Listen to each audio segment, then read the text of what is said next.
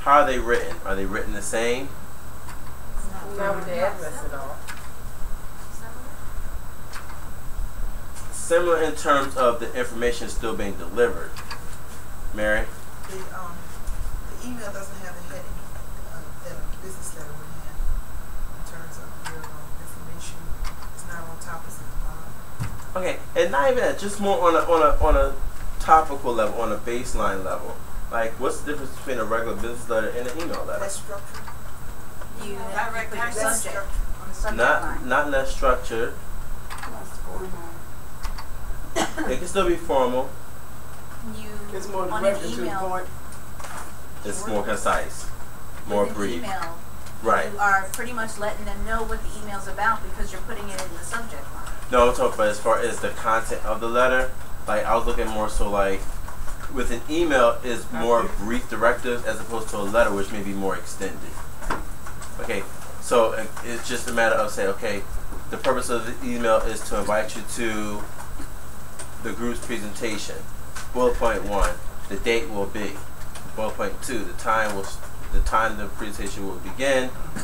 B or C, the name of the presentation. D, blah blah. E, please request. C, if you had, like, it's more succinct, more to the point as opposed to a formal invitation in a normal writing style.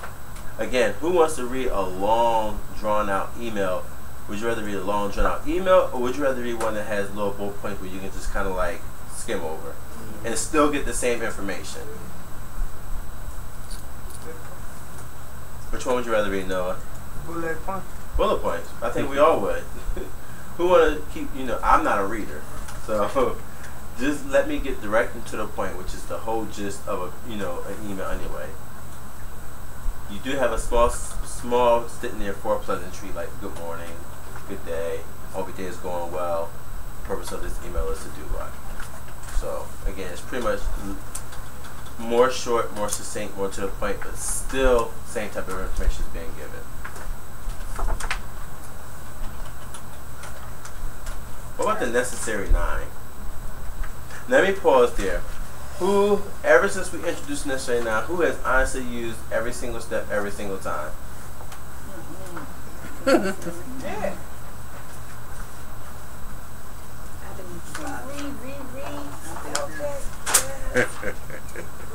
I ain't even gonna say that. I think we're all kind of guilty of not having done all 9 steps for every single piece of writing.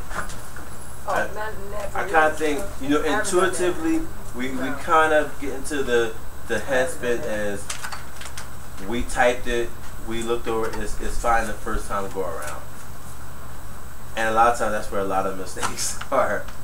Particularly, and you know when it typically happens? When you're rushing. When you're trying to get that last second email out, or you're trying to send something just before you get ready to walk out the door, or just about to go into a meeting, you're trying to rush put it. That's where a lot of mistakes occur because you don't have the time to sit there and draft it. Yeah, it could be 4 or 5 sentences. You're like, I don't need to proofread this. But that 4 or 5 sentence paragraph can have more errors than a 2 or 3 page paragraph that you proofread and skimmed over. Mary, then I was rushing for an interview with my resume. The last page, the education heading, in some kind of way, my arm hit on the keyboard and there's 2 zeros behind